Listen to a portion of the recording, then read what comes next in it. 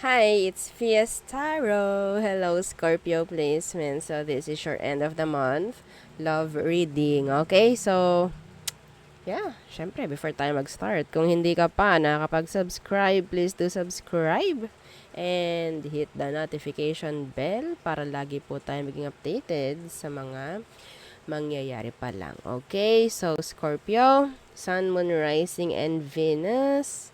Let's start. Okay.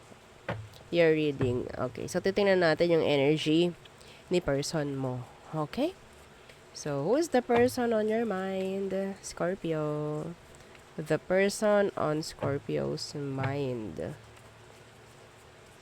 Anong meron sa kanila? Scorpio. The Seven of Swords Universe. Pwedeng air sign. Gemini, Libra, and Aqua. Okay. Seven of Swords, the Page of Pentacles. Someone younger. Okay.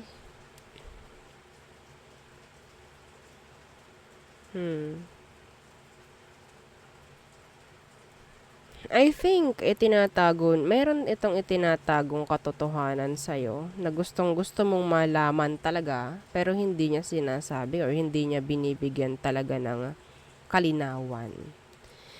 Okay? They're too immature, some of them. Kahit sabihin ng, ay ano po, matanda na po kami. They are immature. Yeah. Okay? Iba rito, ini-ignore mo or ini-ignore ka ng taong to. Meron kang gustong makita, like mapatunayan or makuha na info. Mabisto, mga ganon. Okay? Some of them, nahuhuli mo tong taong to sa salita. Yes. Napaka-careless. Oo. Some of them, may pagka-careless. Okay? So, let's see. Ano bang situation ninyo, Scorpio? Yeah, the Three of Pentacles in reverse. So, may chance na walang magandang kooperasyon. May issue dito. Okay, the Three of Pentacles in reverse. And the Two of Wands in reverse.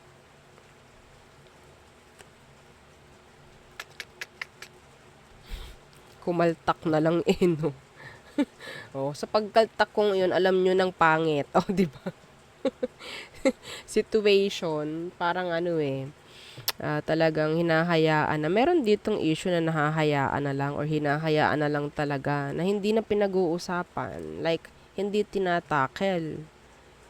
Okay? Dahil ayaw, maybe, or talagang hindi alam kung anong totoong or kung paano sasabihin. Parang, yes. Okay? May energy rito na may nagsisinungaling dito. Yeah.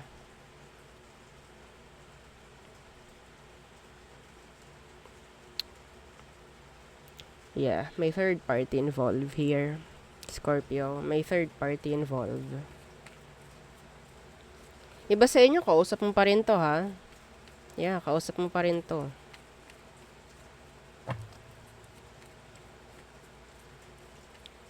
So, tingnan natin. Ano bang emosyon nito sa'yo, Scorpio? Anong ang kanyang emosyon sa'yo? The Queen of Pentacles in reversed. Okay. Why the Queen of Pentacles in reversed? Excuse me. The Two of Cups in reverse. Some of you pareho kayong sabihin nating kung bata kayo pareho, pwedeng bata kayo pareho talaga pagdating sa age. Okay? Or kung di man, talagang may pagka-immature lang pareho. Maybe. Yeah. Hindi pagkakaroon ng pagkakaintindihan. Lagi na lang itong lagi na lang away dito kasi ang nakukuha ko. Meron ditong hindi natututo at meron ditong hindi na nagtitiwala. Okay? So, ang gulo.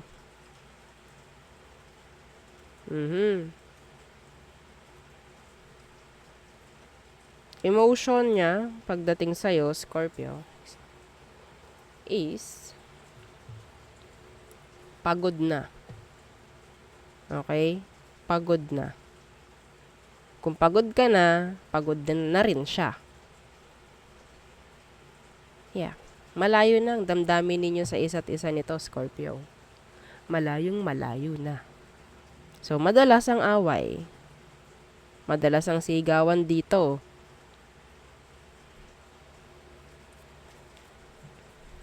Okay? So, anong next action? Next action ng taong to sa'yo, Scorpio. Judgment in reversed. So, merong mangyayaring pag-stop or pag-pause. What's this judgment in reversed? Yeah, the Ace of Pentacles in reverse. Hindi malayong magkaroon talaga ng hiwalayan dito. Kung naghiwalay na kayo, hindi na ako nagugulat doon. Okay? The Two of Swords. Malayo na. Malayo na yung damdamin ninyo sa isa't isa. Kaya ganito. Wala nang pagkakaintindihan dito. Nawala na yung love dito. Scorpio. Okay? Yes, may pag-uusap, may komunikasyon, pero wala yung emosyon. Para saan pa at gusto mong makita or malaman kung anong mga dahilan kung bakit kayo nagkakaaway? Para saan pa? Kung wala ka na rin namang emosyon para makipag-away, para lalong, 'di ba? I don't know. Kung ano pang dahilan, kung anong gustong malaman pa, kung alam nyo naman sa isa't isa na hindi naman na kayong okay na. So, maybe, gusto nyo lang siguro ng clarity or something na pwedeng gamitin para madaling makamove on. Yeah. Alam nyo, kahit nandyan kayo sa connection na yan or relasyon na yan, nagmo-move on na kayo pareho. Ngayon pa lang. Yes.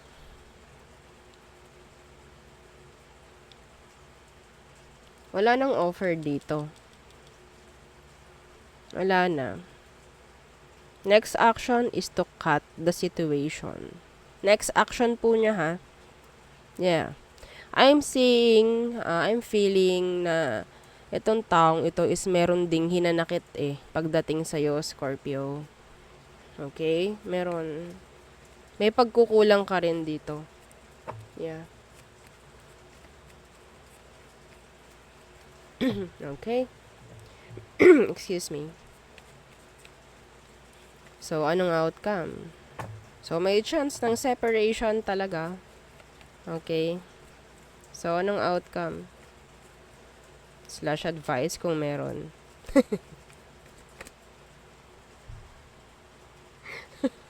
Okay. The Three of Cups. So, maybe, reconciliation. Hindi naman sinabing kapag reconciliation is magbalikan kayo No? Reconciliation is sabihin nating forgiveness. Okay? Kahit hindi hingiin, kahit hindi ibigay. 'Di ba? Dapat mayroon 'yan. Siyempre, para rin sa inyo. Para rin sa'yo, para rin sa kanya.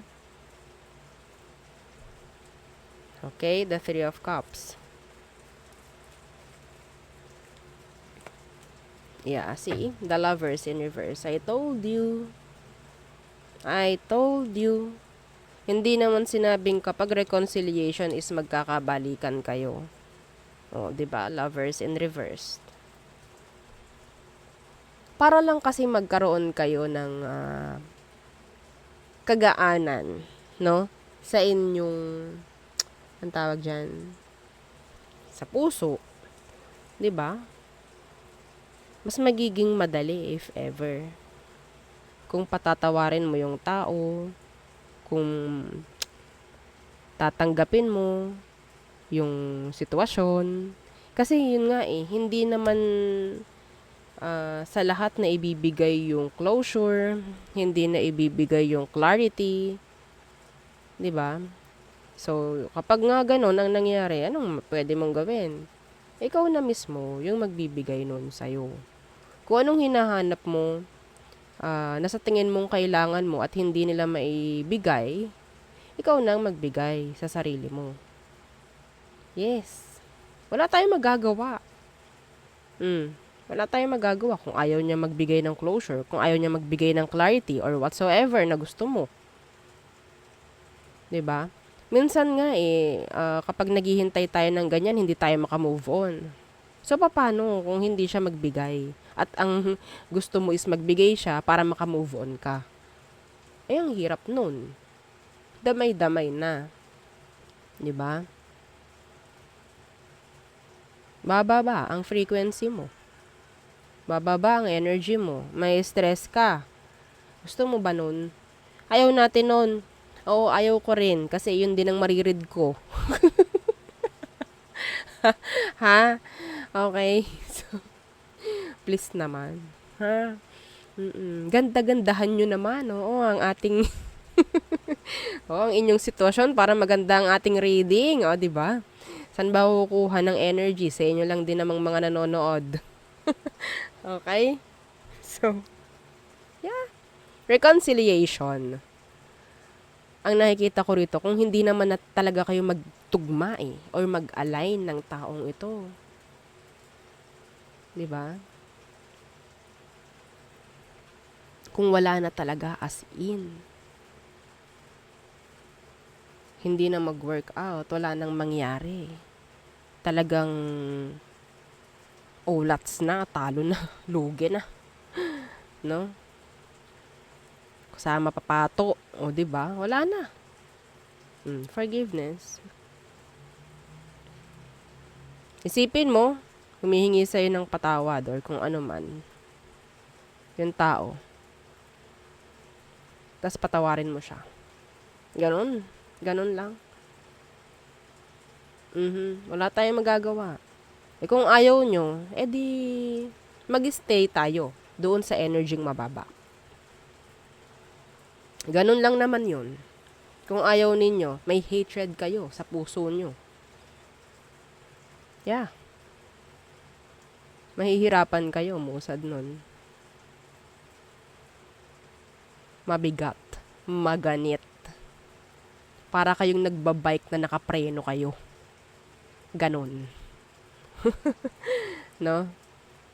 Yes, damang-dama. Ang friction. Ang bigat. Sana na-gets nyo. Okay? So, yeah. Tayo tumungo na sa all signs. Okay. So, Aries through Pisces tayo, mga Scorpio, ha? Okay.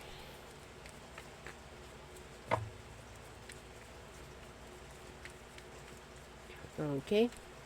For Scorpio, Aries through Pisces. Aries can't move on. Yeah, some of them hindi may chance na parang gustong bumalik, mga ganyan. Taurus, silent. Being secretive, being mysterious. Okay? Unanswered. Excuse me. Gemini, gusto na ng makipag-ayos ni Gemini. Ayaw na ng drama. Ayaw na ng problema. Cancer. So, misunderstanding or some of you, pwedeng yun nga, hindi na nagkakaintindihan itong Cancer yan na to. Some of you, meron kayong third party involved. Leo, Miss opportunity. Ang nararamdaman niya. Virgo. So, I think, si Virgo, may chance na meron siyang gustong like, i-nurture. Gawing something na ikabubuti, kung ano mang meron sa inyo. Libra, some of them, they're trying to heal. Excuse me. Some of them, andyan yung pagdarasal ng taong to. Okay, iba naman, may chance na itong si Libra is may paghanga sa'yo. Scorpio, may paghihintay. Excuse me. Oops. Sagittarius, they want to communicate. Wait lang po ha, sandali lang. Okay. So, Capricorn. No goals, no plans. Andyan yung hindi sila seryoso sa'yo. They're players, some of them. Aquarius. So, nandito yung energy ng no equal give and take. Okay? Puro pakabig. Oo, itong si Aqua na ito. Okay? Next, Pisces. Okay, so nandito yung sadness. Okay? Unclear kung ano man. Some of them may pagtatago sa'yo. Okay? Yeah. So, there. Yun ang ating reading for Scorpio placements. Again, yeah, don't forget to like, share, and subscribe, and follow our FB page. Thank you. Bye.